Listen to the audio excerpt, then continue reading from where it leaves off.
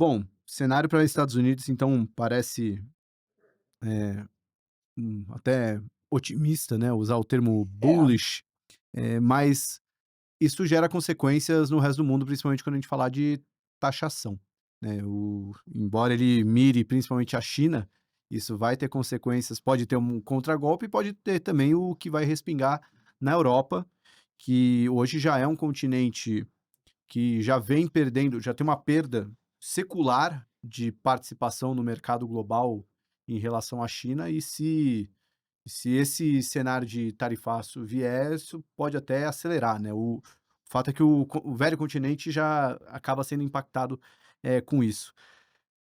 Como isso mexe nas projeções de vocês, tomadas de decisão, se Europa e China tornam-se um investimento até para ficar long ou short, enfim, uhum. como é que vocês estão vendo?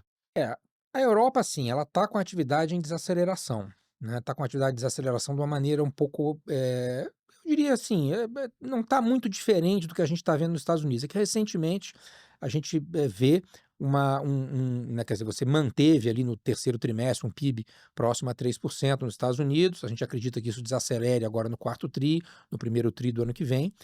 Mas a Europa ela tá, né, se olha ali a confiança, né, teve os dados de confiança na semana passada ali muito baixos, né, os PMIs aí já de novembro, aí vários motivos, né, primeiro está com a economia da Alemanha, que é a maior da Europa, está em recessão, né, quer dizer, o Sim. modelo de negócio dela está sendo disruptado pela China, pelo preço da energia que subiu muito, né, na Alemanha em função do preço do gás natural. Tem uma dificuldade de você produzir um orçamento, na França, pela situação difícil ali que o governo ficou depois dessas eleições recentes. Então, os agentes econômicos observam isso e colocam o nível de confiança para baixo. Aí você tem ali Itália, Espanha, que são economias menores, que estão relativamente bem, mas tem um efeito agregado menor, né. Uhum. A economia da Europa, diferentemente dos Estados Unidos, é muito aberta, né, tem uma participação de exportação e importação bem mais alta que dos Estados Unidos, e ela já está taxando a China, em termos aí de tarifas de, veículos e veículos elétricos, provavelmente vai sofrer algum tipo de taxação, dos Estados Unidos.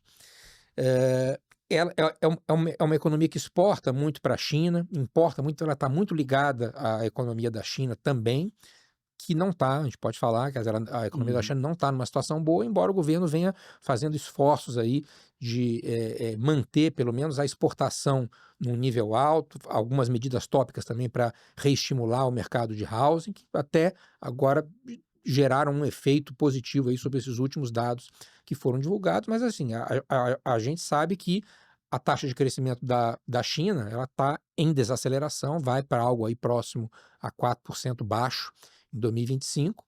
Então, sim, quer dizer, é um cenário que parece melhor para Estados Unidos do que para a China e principalmente, como você colocou, para a Europa, né? Agora, Uhum. e aí a contraparte disso é que a Europa talvez caia os juros numa intensidade, numa magnitude um pouco maior, né?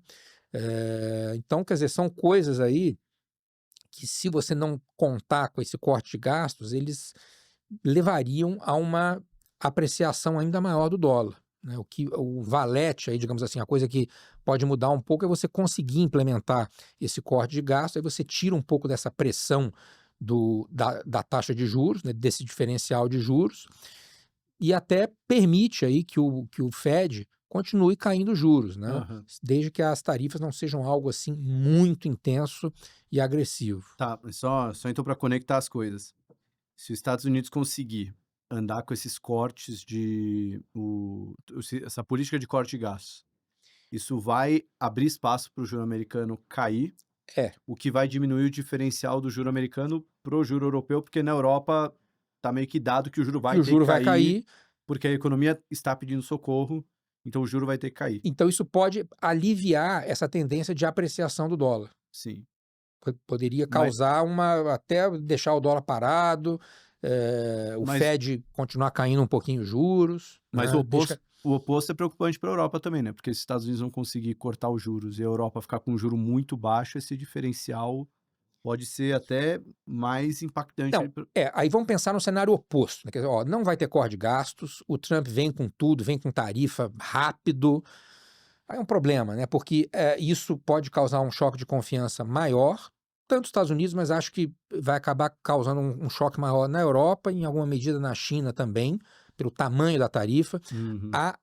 A colocação de uma tarifa grande na China vai levar, nesse caso, levaria uma depreciação do CNY, né, uma apreciação então do dólar, o euro provavelmente se depreciaria também, né, nessa toada, e aí você tem um cenário de desaceleração maior e talvez até mais abrupta da economia global. Mas assim, é o que eu falei no começo, o Trump ele não quer causar inflação, né? O Bessent também tem isso presente, ele sabe que esse é um determinante eleitoral. Ele sabe que ele foi eleito, em parte, porque o Biden causou a inflação e levou à perda do poder aquisitivo das pessoas, né? Então, a tarifa ela precisa ser administrada de uma maneira, digamos assim, racional, né? Talvez sendo utilizada como um instrumento de pressão, talvez faseada aí em 2 anos, 2 anos e meio, né? Para não causar disrupção nem uma tendência maior aí de inflação. O Fed, a gente olha o que ele tem falado, eu acho até que ele está sendo, enfim, olhando muito na alta frequência, porque o Fed ele começou com 50 pontos, foi para 25, muito provavelmente vai cair 25 agora em dezembro, mas as indicações que os diretores e o Powell têm dados é que eles estão se preparando para eventualmente parar ou fazer uma pausa ali em janeiro, né? Aí eles têm usado, né? Pô, a inflação não está tão boa assim, né? Quer dizer, a gente sabe, quer dizer, boa parte da inflação desse ano, que não vai terminar bem ainda em termos agregados, vai terminar com um Core PCE ali perto ali de 2,7, em função do que aconteceu no começo do ano. Esses últimos 2 números foram talvez um pouquinho mais altos do que se gostaria, mas não é nada demais, né?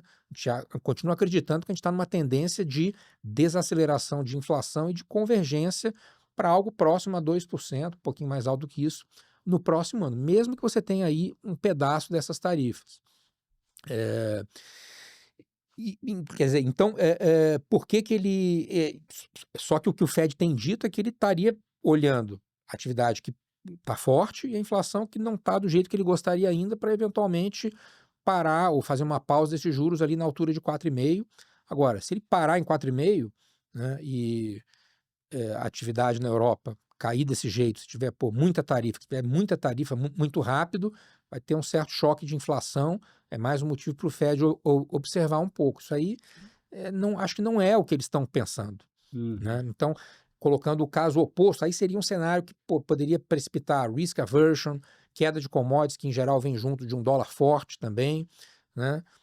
Acho que o Bessent, então, acho que ele tem essa função de, enfim, transladar o que, enfim, o Trump disse, as plataformas pelas quais ele se elegeu, a fazer algo que, enfim, seja economicamente racional ao longo desses 4 anos. Quer dizer, uma coisa é a campanha, que é aquela coisa, ele fala o que tem que falar, né? Ele precisava ser eleito, né, do ponto de vista dele. Agora, né, é como que essa banda vai tocar. Então, a gente tá parece que vai ser uma coisa um pouco mais racional do que parecia, talvez, ali naqueles dias mais turbulentos da eleição. Se você gostou desse corte, certamente vai gostar do episódio completo. Então, clica aqui que você pode assistir ele na íntegra. Ou então, você pode clicar nesse vídeo e ver mais um corte desse episódio. Até a próxima!